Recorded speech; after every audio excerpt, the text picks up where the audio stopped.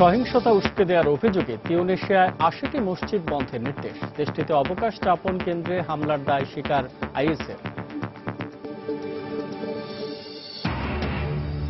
ইরানে পরমাণু কর্মসূচি নিয়ে ৬ বিশ্বশক্তি তেহরানের মধ্যকার আলোচনা। নির্ধারিত সময়ের মধ্যে দুই পক্ষের মধ্যে চূড়ান্ত চুক্তি নিয়ে শঙ্কা। ভারতের পশ্চিমবঙ্গ সহ বিভিন্ন অঞ্চলে বন্যা পরিস্থিতির অবনতি। উত্তরখণ্ডে পানিবন্দী ও ৩,০০০ তীর্থযাত্রী উদ্ধার। এবং ৬০,০০০ অভিবাসীকে সদস্য রাষ্ট্রগুলোতে আশ্রয় দেওয়ার সিদ্ধান্ত নিয়ে দ্বিধা বিভক্ত ইইউ। যে কোনো মূল্যে মানব পাচার বন্ধের আহ্বান জাতিসংঘ।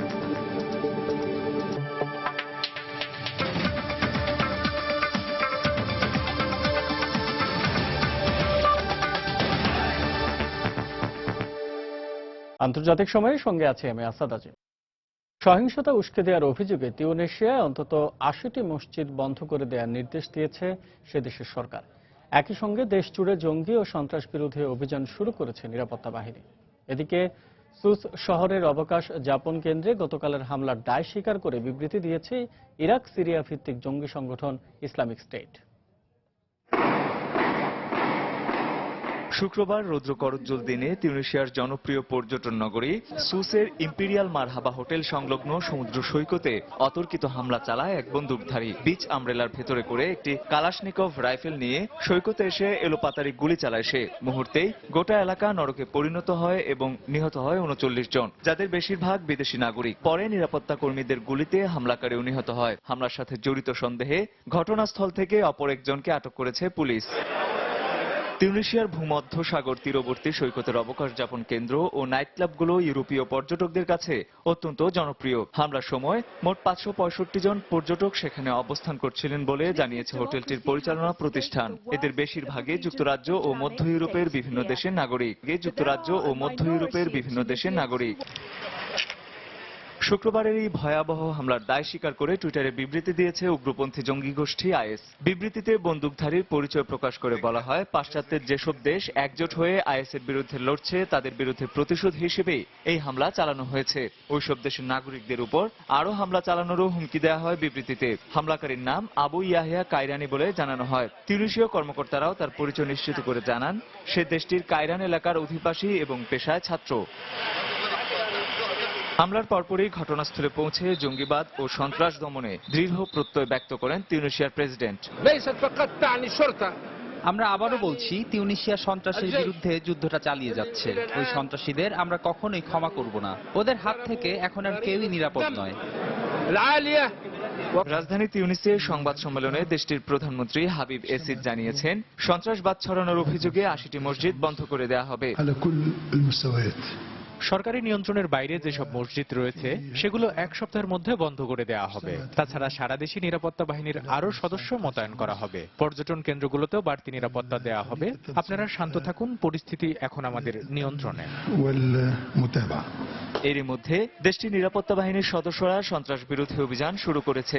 তবে এই অভিযানে কাউকে গ্রেফতার করা হয়েছে কিনা তা এখনো জানা যায়নি।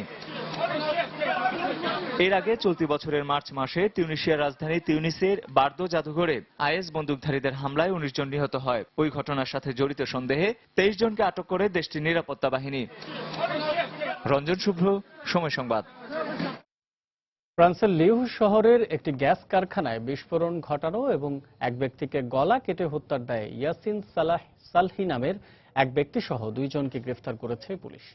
সে ইসলামিক জঙ্গি দলের সঙ্গে সম্পৃক্ত থাকতে পারে বলে পুলিশ দাবি করলেও সে বিষয়ে সুনির্দিষ্ট কোনো প্রমাণ এখনো পাওয়া যায়নি। এই পরিস্থিতিতে দেশে সর্বোচ্চ সতর্কতা জারির নির্দেশ দিয়েছেন প্রেসিডেন্ট ফ্রাঁসোয়া ওলাদ। শুক্রবার লিও শহরে মার্কিন মালিকানাধীন গ্যাস প্রক্রিয়াকরণ কারখানায় বিস্ফোরণ ঘটানোর কয়েক ঘণ্টা পর অনেকটাই শান্ত হয়ে আসে পরিবেশ। শান্তিপূর্ণ এই শহরটিতে এ ধরনের হামলা একেবারেই অপ্রত্যাশিত ছিল সেখানকার বাসিন্দাদের কাছে। হামলার পর তাদের মধ্যে দেখা দেয় আতঙ্ক এবং মিশ্র প্রতিক্রিয়া। এই হামলা আমাদের জন্য সতর্কবার্তা। আমি এই শহরে কখনো এমন ঘটনা দেখিনি, তবে এখন বুঝতে পারছি যে কোনো সময় যে কারো ওপর হামলা হতে পারে। এই হামলা শুধু আমাদের জন্য সতর্কবার্তা নয়, এটা আমাদের সমাজ ব্যবস্থা এবং শিক্ষার সাথেও সম্পৃক্ত। সন্ত্রাসীদের শুধু কারাগারে পাঠিয়ে এই সমস্যার সমাধান হবে না। হামলার পরপরই পুলিশ ওই গ্যাস ফ্যাক্টরি এবং আশেপাশের বেশ কয়েকটি কারখানা ঘিরে ফেলে। পুলিশ জানায় হামলার কিছুক্ষণের মধ্যেই তারা এর সঙ্গে জড়িত ইয়াসিন সালহি নামের ৩৫ বছর বয়সী এক ব্যক্তিসহ দুজনকে গ্রেফতার করেছে। তাদের একজন ভাড়াটে গাড়ির চালক সালহি ফ্যাক্টরিতে তার গাড়ি নিয়ে ঢুকে তরল অ্যাসিটনের সাহায্যে বিস্ফোরণ ঘটায়। এর আগে সে গলা কেটে তার মালিককে হত্যা করে। ঘটনাস্থলে আরবি লেখা দুটি পতাকা পাওয়া যায়। এটি সন্ত্রাসী হামলা সন্দেহে এর তদন্তের ভার দেয়া হয়েছে সন্ত্রাস বিরোধী পুলিশকে। তবে এখনো সুনির্দিষ্ট করে সালহির সঙ্গে কোনো সন্ত্রাসী বা জঙ্গি গোষ্ঠীর সম্পৃক্ততার কথা জানায়নি ফরাসি পুলিশ। সালহির স্ত্রী দাবি করেন তার স্বামী কোনো জঙ্গি গোষ্ঠীর সঙ্গে যুক্ত নয়। এদিকে হামলার পরপরই ইউরোপীয় ইউনিয়নের বৈঠক বাতিল করে প্যারিসে ফিরে আসেন প্রেসিডেন্ট ফ্রাঁসোয়া ওলাদ। মন্ত্রিসভার জরুরি বৈঠকে তিনি একে সন্ত্রাসী হামলা হিসেবে উল্লেখ করে ফরাসিদের একতাবদ্ধ থাকার আহ্বান জানান। Le plan Vigipirate alerte maximum. গত জানুয়ারিতে সন্ত্রাসী হামলার পর আমরা যেমন সম্মিলিতভাবে পরিস্থিতির মোকাবেলা করেছি, এবারও সেই ঐক্য আমাদের বজায় রাখতে হবে। সেই সঙ্গে আমরা আশ্বাস দিতে চাই, দেশের নিরাপত্তা ব্যবস্থা গত কয়েক দশকের মধ্যে সর্বোচ্চ জোরদার করা হয়েছে। এই হামলার পর উদ্বেগ প্রকাশ করেছে যুক্তরাষ্ট্র, ব্রিটেন এবং ইতালি। গত জানুয়ারিতে প্যারিসের ব্যঙ্গাত্মক ম্যাগাজিন শার্লি অবদোর কার্যালয়ে সন্ত্রাসী হামলায় 17 জন নিহত হয়। তাসমিন রুমা, সময় সংবাদ। ইন্দোনেশিয়া, কুয়েত এবং ফ্রান্সের সন্ত্রাসী হামলার কোনো আগাম তথ্য যুক্তরাষ্ট্রের কাছে ছিল না বলে জানিয়েছে মার্কিন পররাষ্ট্র মন্ত্রণালয়। শুক্রবার এক সংবাদ সম্মেলনে একথা জানান পররাষ্ট্র মন্ত্রণালয়ের মুখপাত্র জন কার্বি। এসব হামলায় নিহতদের প্রতি শোক প্রকাশ করেন তিনি। সন্ত্রাসবাদ দমনে এই দেশগুলোকে সব ধরনের সহায়তারও আশ্বাস দেয় ওয়াশিংটন। সিরিয়ার কুর্দি অধ্যুষিত এলাকা কোবানিতে নারী ও শিশুসহ প্রায় 150 বেসামরিক মানুষকে হত্যা করেছে জঙ্গি গোষ্ঠী আইএস। ব্রিটেন ভিত্তিক মানবাধিকার সংস্থা সিরিয়ান অবজারভেটরি ফর হিউম্যান রাইটসের বরাত দিয়ে এই খবর জানায় আন্তর্জাতিক সংবাদ মাধ্যমগুলো। শুক্রবার সকাল থেকেই কোবানিতে দফায় দফায় রকেট হামলা চালায় আইএস। পাশাপাশি কোবানির বিভিন্ন স্থানে 3টি গাড়ি বোমা হামলা চালায় তারা। হত্যাযজ্ঞের পাশাপাশি অন্তত 50 জনকে জিম্মি করে জঙ্গিরা। এদের মানব বর্ম হিসেবে আইএস ব্যবহার করছে বলেও জানায় মানবাধিকার সংস্থাটি। কোবানির বিভিন্ন স্থানে কুর্দি ওয়াইপিজি বাহিনীর সাথে আইএস জঙ্গিদের লড়াই চলছে বলে জানিয়েছে আন্তর্জাতিক গণমাধ্যম।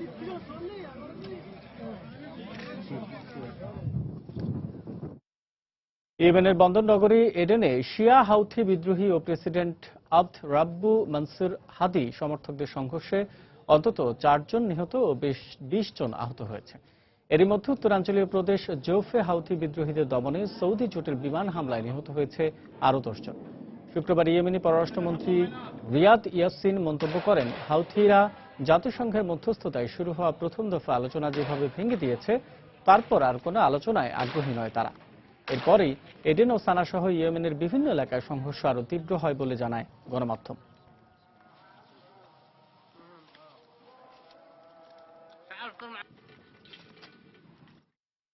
ইয়েমেনের সৌদি নেতৃত্বাধীন জোটের বিমান হামলা শুরুর পর এই 3 মাসে প্রায় 2,500 মানুষ নিহত হয়েছে বলে জানিয়েছে আন্তর্জাতিক সংবাদ মাধ্যমগুলো। দেশটিতে এখনো লাখ লাখ মানুষ মানবেতর জীবনযাপন করছে বলে জানিয়েছে জাতিসংঘ। এবছরের 26শে মার্চ থেকে ইয়েমেনে বিমান হামলা শুরু করে সৌদি নেতৃত্বাধীন জোট। গত বছরের শেষ দিক থেকে ইয়েমেনের রাজধানী সানা নিজেদের নিয়ন্ত্রণে নেওয়ার পাশাপাশি দেশটির বিভিন্ন ক্ষেত্রে নিজেদের প্রভাব বিস্তার করে সশস্ত্র হাউথি বিদ্রোহী গোষ্ঠী। চলতি বছরে হাউথিদের চাপে দেশ ছেড়ে সৌদি আরবে আশ্রয় নেন ইয়েমেনের প্রেসিডেন্ট মনসুর হাদি। ইয়েমেনের সংসদ ভেঙে নতুন সরকার ঘোষণা করে হাউথিরা।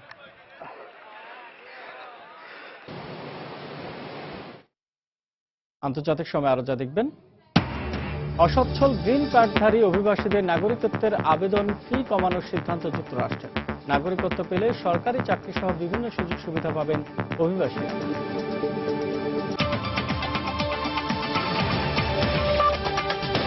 অস্ট্রিয়ায় আজ থেকে শুরু হচ্ছে ইরানের পরমাণু কর্মসূচি নিয়ে চূড়ান্ত চুক্তির বিষয়ে 6 বিশ্ব শক্তি ও তেহরানের মধ্যকার আলোচনা।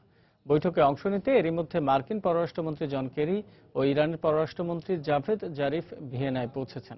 আগামী 30 জুনের মধ্যে জাতিসংঘের 5 স্থায়ী সদস্য ও জার্মানির সঙ্গে ইরানের একটি চূড়ান্ত চুক্তিতে পৌঁছার কথা থাকলেও দুই পক্ষের এখনো কিছু মতপার্থক্য রয়ে গেছে বলে জানিয়েছে তেহরান। নির্ধারিত সময়ের মধ্যে চূড়ান্ত চুক্তিতে পৌঁছার বিষয়ে সন্দেহ প্রকাশ করেছেন মার্কিন কূটনীতিকরা। ইরানের পরমাণু কর্মসূচি নিয়ে আলোচনা শুরুর একদিন আগেই শুক্রবার ভিয়েনায় পৌঁছান মার্কিন পররাষ্ট্রমন্ত্রী জন কেরি। তেহরানের পরমাণু কর্মসূচি নিয়ে চুক্তিতে পৌঁছানোর প্রচেষ্টা একাধিকবার ব্যর্থ হলেও এবার তিনি ইরানের উপর থেকে পশ্চিমা অবরোধ উঠিয়ে নেয়ার বিনিময়ে তাদের পরমাণু কর্মসূচি কমিয়ে আনতে একটি ঐতিহাসিক সমঝোতার বিষয়ে আশাবাদী। শনিবার স্থানীয় সময় সকালে ইরানি পররাষ্ট্রমন্ত্রী জাভেদ জারিফের নেতৃত্বে আলোচনাস্থলে পৌঁছান তেহরানের প্রতিনিধিরা। 6 জাতিগোষ্ঠীর সঙ্গে স্বচ্ছ টেকসই চুক্তির জন্য চেষ্টা চালিয়ে যাওয়ার কথা জানান জারিফ। একই দিন ফরাসি পররাষ্ট্রমন্ত্রী লরা ফাবারও আলোচনায় যোগ দেওয়ার কথা রয়েছে। এছাড়া ব্রিটেন, রাশিয়া, চীন ও জার্মানির প্রতিনিধিরা ভিয়েনা বৈঠকে যোগ দেবেন বলে জানায় বিভিন্ন গণমাধ্যম। গত এপ্রিলে ইরান ও 6 বিশ্বশক্তির মধ্যে একটি খসড়া চুক্তি হয়। সেই চুক্তি অনুযায়ী আগামী মঙ্গলবারের মধ্যে ইরানের পরমাণু প্রকল্প নিয়ে একটি চূড়ান্ত চুক্তি হওয়ার কথা। কিন্তু এবারও চুক্তিতে পৌঁছানোর জন্য বেঁধে দেওয়া সময় পার হয়ে যেতে পারে বলে শীর্ষস্থানীয় এক মার্কিন কূটনীতিকের বরাত দিয়ে জানায় বার্তা সংস্থা এএফপি। এদিকে ইরানের সঙ্গে 6 জাতিগোষ্ঠীর সম্ভাব্য পরমাণু চুক্তিতে পৌঁছার ক্ষেত্রে এখনো বড় ধরনের মতপার্থক্য রয়ে গেছে বলে জানান ইরানের উপপররাষ্ট্রমন্ত্রী আব্বাস আরাকচি। চুক্তিতে পৌঁছানোর সময়সীমা ঘনিয়ে এলেও এর প্রক্রিয়া মন্থর ও কঠিন হয়ে পড়ছে বলেও দাবি তার।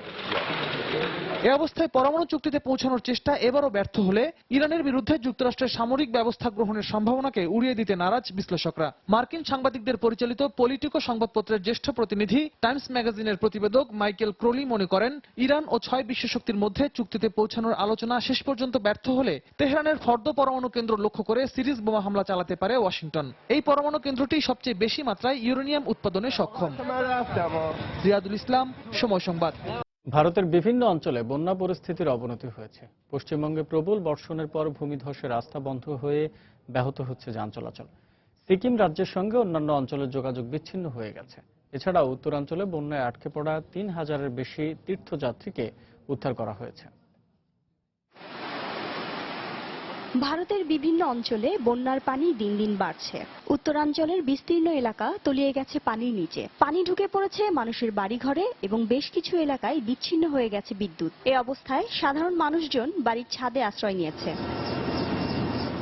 শুক্রবার রাস্তাঘাট বন্ধ হয়ে যোগাযোগ বিচ্ছিন্ন হয়ে যাওয়ায় হাজার হাজার মানুষকে হেলিকপ্টারের মাধ্যমে উদ্ধার করে নিরাপদ আশ্রয়ে সরিয়ে নেওয়া হয়েছে। বৃষ্টির পর হওয়া বন্যায় আমাদের পুরো গ্রাম তলিয়ে গেছে। বন্যার পানি বেড়ে যাওয়ায় অন্যান্য অঞ্চলগুলোর সঙ্গে আমাদের সড়ক ও যোগাযোগ ব্যবস্থা বন্ধ হয়ে গেছে। ভারতের উত্তরখণ্ডে বন্যার পানি বিপদসীমার ওপর দিয়ে প্রবাহিত হওয়ায় শুক্রবার সনপ্রয়াগ শহরের 4টি সেতু ভেসে গেছে। এতে যোগাযোগ বিচ্ছিন্ন হয়ে দুর্ভোগ পোহাচ্ছে বহু মানুষ। এই অবস্থায় ভাগীরথী নদীর আশপাশের এলাকাগুলোতে সর্বোচ্চ সতর্কতা জারি করা হয়েছে।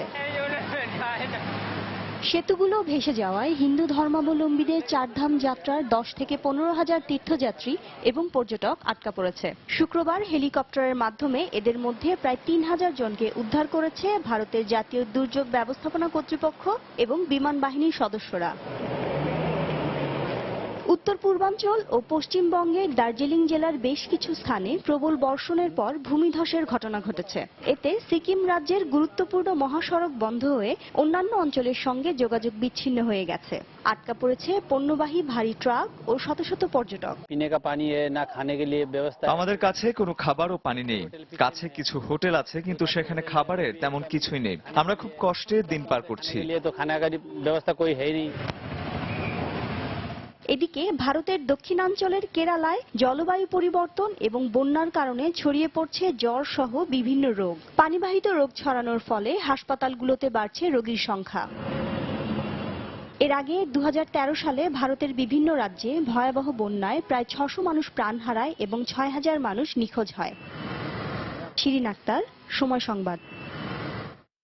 ভারতের দক্ষিণাঞ্চলীয় কেরালা রাজ্যের কোথামঙ্গলাম শহরে শুক্রবার বিকেলে একটি স্কুল বাস দুর্ঘটনায় 5 শিশু সহ আহত হয়েছে আরও অন্তত 17 জন। প্রবল বৃষ্টি ও ঝড়ো বাতাসের কারণে একটি গাছ চলন্ত বাসটির উপর উল্টে পড়লে এই হতাহতের ঘটনা ঘটে। পরে ঘটনাস্থলে পৌঁছে দমকল কর্মী, পুলিশ ও স্থানীয় এলাকাবাসী অভিযান চালিয়ে আহতদের উদ্ধার করে দ্রুত স্থানীয় হাসপাতালে ভর্তি করে। নিহত শিক্ষার্থীদের বয়স 5 থেকে 10 বছরের মধ্যে বলে জানা গেছে। এ ঘটনায় নিহতদের প্রত্যেকের পরিবারকে 4 লাখ রুপি ক্ষতিপূরণ দেওয়ার কথা ঘোষণা করেছে রাজ্য সরকার। এছাড়া আহতদের চিকিৎসা ব্যয়ও সরকারের পক্ষ থেকে বহন করার কথা জানান কেরালার মুখ্যমন্ত্রী উমেন চান্দি। বিদ্যা বিকাশ স্কুলের ওই বাসটি 25 জন শিক্ষার্থীকে বাড়ি পৌঁছে দেওয়ার উদ্দেশ্যে স্কুল থেকে রওনা দিয়েছে। পাকিস্তানে তীব্র দাবদাহে মৃতদের সৎকারে মর্গ ও কারখানা স্থান সংকুলন হচ্ছে না। এদিকে শনিবার করাচিতে আরও 32 জনের মৃত্যুর খবর পাওয়া গেছে। এ নিয়ে মৃতের সংখ্যা দাঁড়িয়েছে 1242 জনে। রমজানের শুরুতে বিদ্যুৎ বিভ্রাটের কারণে পাকিস্তানের মৃতের সংখ্যা তুলনামূলকভাবে বেড়েছে বলে অভিযোগ সাধারণ মানুষের। শুক্রবার করাচিতে সরকার এবং বিদ্যুৎ কোম্পানি সমালোচনা করে বিক্ষোভ করে পাকিস্তান পিপলস পার্টি, পাকিস্তান তেহরিক ও ইনসাফ সহ 26টি সরকারি বিরোধী দল এবং সাধারণ নাগরিকরা। এদিকে তাপমাত্রা 45 ডিগ্রি থেকে কমে 38 ডিগ্রি হলেও হাসপাতালগুলোতে কমছে না হিট স্ট্রোকের রোগীর সংখ্যা। এই পরিস্থিতিতে রোগীদের সেবা দিতে সরকারি ও বেসরকারি হাসপাতালগুলো একযোগে কাজ করে যাচ্ছে। এরই মধ্যে করাচির নিধি ফাউন্ডেশনে পরিচয় শনাক্ত না হওয়ায় 200 জনকে দাফন করেছে কর্তৃপক্ষ।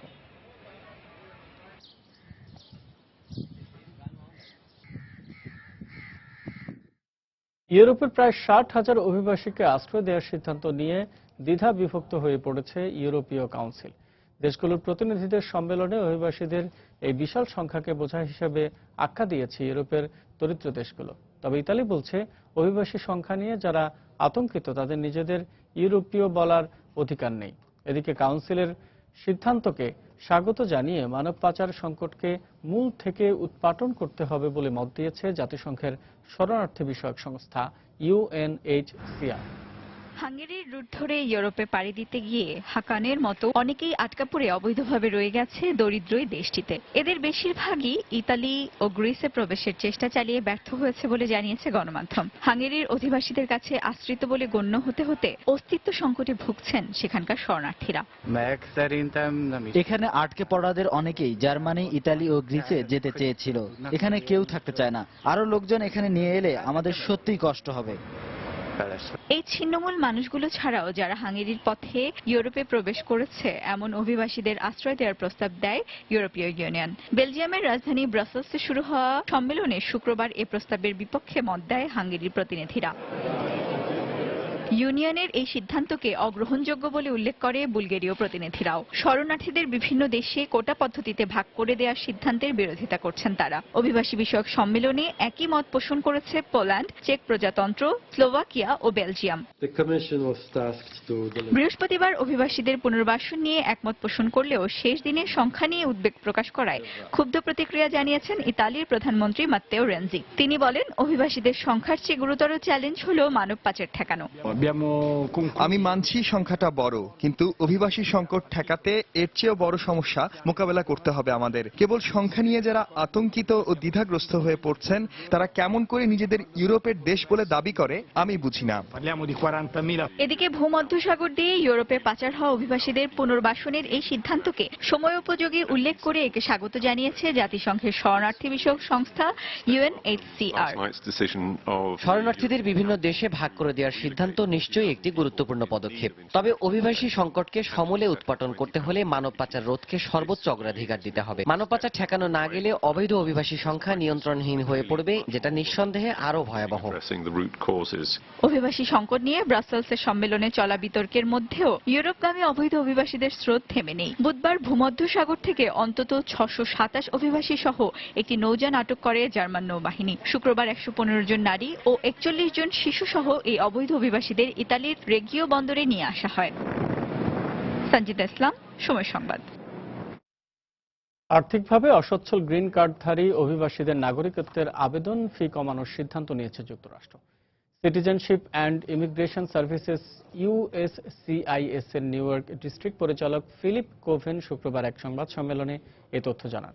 সংবাদ সম্মেলনে নিউ ইয়র্ক সিটি প্রশাসনের অভিবাসন বিষয়ক কমিশনার নিশা আগ্রওয়াল জানান, নাগরিকত্ব পেলে সরকারি চাকরিতে প্রবেশ সহ বিভিন্ন সুযোগ সুবিধা পাবে অভিবাসীরা। নিউ ইয়র্ক থেকে শিহাবুদ্দিন কিস্তুর পাঠানো তথ্য ও ছবি নিয়ে ডেস্ক রিপোর্ট। যুক্তরাষ্ট্রের গ্রিন কার্ডধারী হলেও নাগরিকত্ব নেননি বা পাননি এমন অভিবাসীর সংখ্যা ৮৮ লাখ। এর মধ্যে নিউ ইয়র্কে রয়েছে বাংলাদেশি সহ ৭.৫ লাখ অভিবাসী। মার্কিন স্বরাষ্ট্র মন্ত্রণালয়ের নাগরিকত্ব ও অভিবাসন সেবা কর্তৃপক্ষের তথ্য মতে নাগরিকত্বের আবেদন প্রক্রিয়া সম্পর্কে পর্যাপ্ত জ্ঞান না থাকা, আর্থিক সচ্ছলতার অভাব ও ইংরেজি ভাষায় পারদর্শী না হওয়ায় তারা নাগরিকত্ব নিতে আগ্রহী হচ্ছে না। এই অবস্থার পরিবর্তন ঘটিয়ে নাগরিকত্ব গ্রহণে গ্রিন কার্ডধারীদের উৎসাহিত করতে বিভিন্ন পদক্ষেপ নিয়েছে ইউসিস। শুক্রবার পররাষ্ট্র মন্ত্রণালয়ের এক সংবাদ সম্মেলনে ইউসিসের পরিচালক জানান, নাগরিকত্ব গ্রহণে অভিবাসীদের মধ্যে সচেতনতা বাড়াতে চেষ্টা চালানোর পাশাপাশি আবেদন ফি প্রদানও সহজ করেছেন তারা। অভিবাসীরা যেন আর্থিক সমস্যা থেকে বেরিয়ে এসে নাগরিকত্ব গ্রহণ করতে পারে, আমরা শরৎকাল থেকেই সেই প্রক্রিয়া চালু করব। যারা নাগরিকত্ব পাওয়ার যোগ্য তারা ক্রেডিট কার্ডের মাধ্যমে সহজে আবেদন ফি জমা দিতে পারবেন, আর কম আয়ের অভিবাসীরা এক্ষেত্রে ছাড় পাবেন। একই সংবাদ সম্মেলনে নিউ ইয়র্কের অভিবাসন কমিশনার নিশা আগারওয়াল অভিবাসীদের নাগরিকত্ব গ্রহণের উপর গুরুত্ব আরোপ করেন। নাগরিকত্ব পেলে ভালো চাকরি ও উচ্চশিক্ষা পাওয়া যায়, পরিবারের সচ্ছলতা আসে, পাশাপাশি কমিউনিটিতেও অবস্থান ভালো হয়। এতে করে অভিবাসীরা সমাজের মূলধারার সঙ্গে নিজের সম্পৃক্ততাও বাড়াতে পারেন। তাই নাগরিকত্বের বিষয়ে অধিবাসীদের সঠিক সিদ্ধান্ত নেওয়া উচিত।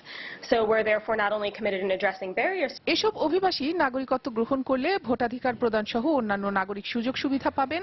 অন্যদিকে মার্কিন প্রশাসনের কর আদায়ের পরিমাণও বাড়বে। সময় সংবাদ, নিউ ইয়র্ক। আফগান পার্লামেন্টে সন্ত্রাসী হামলার সঙ্গে পাকিস্তানি গোয়েন্দাদের হাত রয়েছে আফগানিস্তানের এমন অভিযোগ প্রত্যাখ্যান করেছে পাকিস্তান। পাকিস্তানের পররাষ্ট্র মন্ত্রণালয় জানায়, ওই হামলায় তাদের কোনো হাত নেই। গত সোমবার এক তালেবান আত্মঘাতী ও ৬ বন্দুকধারী আফগান পার্লামেন্টে হামলা চালায়। এতে 2 বেসামরিক লোক প্রাণ হারান ও নিরাপত্তা বাহিনীর পাল্টা হামলায় নিহত হয় 6 বন্দুকধারী। তবে ওই সময় পার্লামেন্টে অবস্থান করা সংসদ সদস্যরা অক্ষত ছিলেন। বুধবার আফগানিস্তানের জাতীয় নিরাপত্তা সংস্থা দাবি করে, এই হামলার পেছনে পাকিস্তানের গোয়েন্দা সংস্থা ইন্টার সার্ভিসেস ইন্টেলিজেন্স ISI এর এক কর্মকর্তার হাত রয়েছে। এর একদিন পরে ইসলামাবাদ নিজের অবস্থান পরিষ্কার করে বলে, এ ধরনের অভিযোগ অতীতেও করা হয়েছিল। তারা সবসময় কাবুলের সঙ্গে ভালো সম্পর্ক চায়।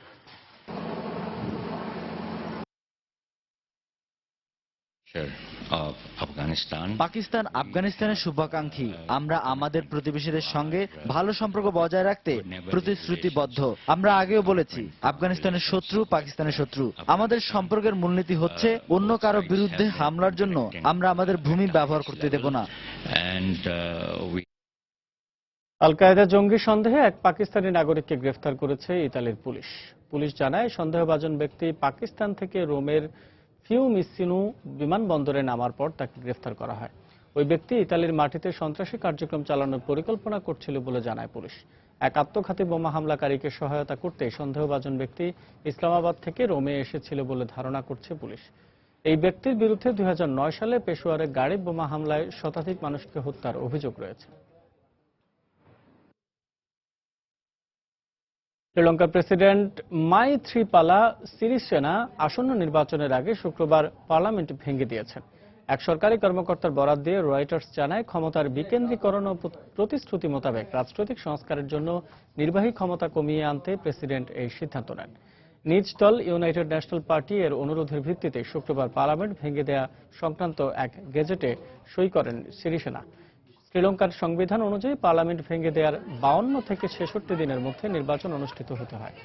সেই অনুযায়ী দেশটিতে আগামী পার্লামেন্ট নির্বাচন অনুষ্ঠানের তারিখ 17 আগস্ট নির্ধারণ করা হয়েছে। দেশটির গণমাধ্যমের ধারণা, এই নির্বাচনের মাধ্যমে সাবেক প্রেসিডেন্ট মাহিন্দা রাজাপাকসে আবারও ক্ষমতায় ফিরতে পারেন। এবার তার প্রধানমন্ত্রীর পদে লড়াইয়ের সম্ভাবনা রয়েছে। চলতি বছরের 8 জানুয়ারি রাজাপাকসেকে পরাজিত করে UNP দলের ব্যানারে প্রেসিডেন্ট নির্বাচিত হন সিরিসেনা। গত বছরের এপ্রিলে পূর্ব ইউক্রেনের সংঘাত শুরুর পর সেখানকার 9 লাখ মানুষ শরণার্থী হয়েছে বলে জানিয়েছে জাতিসংঘ। এদিকে পূর্ব ইউক্রেনে নতুন করে 60,000 সামরিক সদস্য মোতায়েন করা হবে বলে জানিয়েছেন দেশটির প্রেসিডেন্ট পেত্রো পেরোশেঙ্কো। শুক্রবার জাতিসংঘের শরণার্থী বিষয়ক সংস্থার এক প্রতিবেদনে বলা হয়, বিদ্রোহী এবং সরকারি বাহিনীর মধ্যে লড়াই উদ্বাস্তু হওয়া 7.5 লাখ মানুষ রাশিয়ায় আশ্রয় নিয়েছে। বেলারুশে গেছে 81,000 শরণার্থী। এছাড়াও জার্মানি, পোল্যান্ড এবং ইতালিতেও পালিয়ে গেছে এসব যুদ্ধ বিধ্বস্ত মানুষ। ইউক্রেনের বিভিন্ন অঞ্চলে আশ্রয় নিয়েছে আরও 13 লাখ মানুষ। এদিকে পূর্ব ইউক্রেনে আধুনিক অস্ত্রসজ্জিত আরও 60,000 সামরিক সদস্য মোতায়েনের ঘোষণা দিয়েছে কিয়েভ, যাদেরকে পশ্চিমা দেশগুলোর সামরিক কর্মকর্তারা এখন প্রশিক্ষণ দিচ্ছে বলে জানান পেরোশেঙ্কো।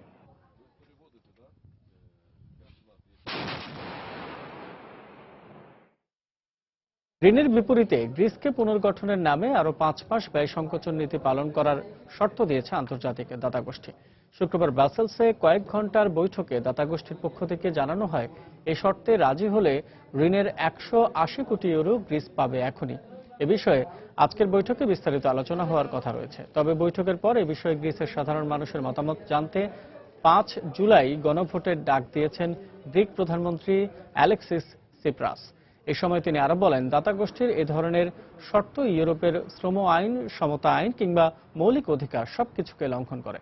এদিকে ইউরো গ্রুপের অর্থমন্ত্রীদের সাথে আজ গ্রিসের শেষ মুহূর্তের বৈঠকে দাতা গোষ্ঠী অবশ্যই ইতিবাচক সিদ্ধান্তে আসবে বলে মন্তব্য করেছেন German chancellor Angela Merkel. Eid ul ফিতরকে সামনে রেখে প্রতিবছর যুক্তরাষ্ট্রের নিউ ইয়র্কে বাংলাদেশি ট্রাভেল ব্যবসা জমে উঠলেও এবার এ ব্যবসায় মন্দা চলছে। অন্য সময়ের তুলনায় টিকিটের দাম বেশি হওয়ায় অনেকে দেশে ফেরার পরিকল্পনা বাদ দেওয়ায় এই অবস্থার সৃষ্টি হয়েছে বলে মনে করছেন ট্রাভেল ব্যবসায়ীরা। আমাদের নিউ ইয়র্ক প্রতিনিধি শিহাবুদ্দিন কিস্কুর পাঠানো তথ্য ও ছবি নিয়ে ডেস্ক রিপোর্ট। জীবিকার তাগিদে প্রবাসে এলেও অনেকেই ঈদ কাটাতে দেশে ছুটেন। বাংলাদেশি প্রবাসীদের এ ভ্রমণ সহজ করতে নিউ ইয়র্কে কাজ করে ছোট বড় প্রায় 70টি ট্রাভেল এজেন্সি। এগুলো 40টি বাঙালি অধ্যুষিত জ্যাকসন হাইটসে। বাংলাদেশে যাচ্ছি ঈদের সেলিব্রেট করতে আর কাজিন, দাদু, নানা নানিদের সাথে দেখা করতে। ঈদের কারণে যাওয়া, অন্য সময় যেতে চায় না, আর এই সময় সামারে ওদের স্কুলও ছুটি, সব মিলে একসাথে বেশি আনন্দ আর কি। ঈদের এই মৌসুমে অন্যান্য সময়ের তুলনায় বিমানের টিকিটের দাম বেড়ে হয়েছে দ্বিগুণ। তবে নারীর টানে প্রবাসীদের অনেকে অর্থের কথা মাথায় নেন না। সাধারণত টিকিটের দাম 850 থাকে, কিন্তু এখন মানুষ 1675 টাকাও আমি বিক্রি করেছি। দেশের জন্য যে কি টান, এত কষ্টের টাকা আর্ন করে সেই দেশে ঈদ করতে যাওয়ার জন্য অস্থির হয়ে যায়। তবে নিউ ইয়র্কের অধিকাংশ ট্রাভেল এজেন্সি বলছে এবারের মৌসুমে তাদের ব্যবসায় এক ধরনের মন্দা চলছে। এয়ারলাইন্সগুলো টিকিটের দাম বাড়িয়ে দেয়ায় অনেকে পরিবার সহ দেশে ফেরার পরিকল্পনায় পরিবর্তন আনছেন বলে জানিয়েছেন তারা। আমরা যে যুগ আশা করেছিলাম ঈদে টিকিট বিক্রি হবে, সেই তুলনা অনুযায়ী একটু কম। অনেকেই ফ্যামিলিগতভাবে ফ্যামিলিকে নিয়ে যাওয়ার জন্য চেষ্টা করেন, কিন্তু একটা টিকিটে $700-800 ডিফারেন্স, $500-600 ডিফারেন্স আসে। তখন অনেক সময় দেশে যাওয়ার ব্যাপারে তারা সিদ্ধান্ত বদলে নেন। প্রতি বছর প্রায় $30 লাখ ব্যবসা করে ট্রাভেল এজেন্সিগুলো। এর সিংহভাগই আসে 2 ঈদে। চলতি মৌসুমে মন্দায় পড়া ট্রাভেল এজেন্সিগুলো তাকিয়ে আছে আগামী কোরবানির ঈদের দিকে। সময় সংবাদ, নিউ ইয়র্ক, যুক্তরাষ্ট্র। সিনেমা প্রেমীদের কাছে অ্যান্টম্যান চরিত্রটি নতুন হলেও মার্ভেল পাঠকদের কাছে নতুন নয়। মার্ভেলের সুবাদে সিনেমা প্রেমীরা পেয়েছে এমন এক সুপারহিরো যে বিশাল দানবে পরিণত হতে পারে। পিটন রিডের পরিচালনায় মার্ভেল এবার নিয়ে আসছে এমন এক সুপারহিরো যে প্রয়োজনে নিজের আকার ছোট করে ফেলতে পারে। আগামী মাসে মুক্তি পাওয়ার কথা রয়েছে মার্ভেল কমিক্সের সুপারহিরো কেন্দ্রিক সিনেমা অ্যান্টম্যান।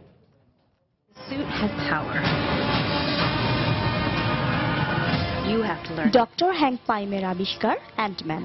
এই সুপারহিরোর অপরিসীম শক্তি এবং প্রয়োজনে সুবিধা মতো নিজের আকার ছোট করে ফেলার ক্ষমতা রয়েছে।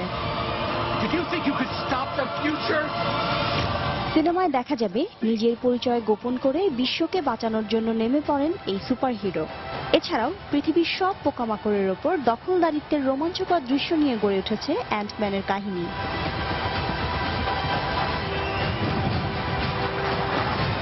কেন্দ্রীয় চরিত্র অ্যান্টম্যান এর নাম ভূমিকায় অভিনয় করেছেন পল রুড এবং অ্যান্টম্যানের আবিষ্কারক ডক্টর হ্যাংক পাইমের ভূমিকায় রয়েছেন মাইকেল ডগলাস। এছাড়া অন্য চরিত্রে দেখা যাবে ইভানজেলিন লিলি, কোরি স্টোল এবং মাইকেল পেনিয়া সহ আরো অনেককে। You tried to hide your suit from me.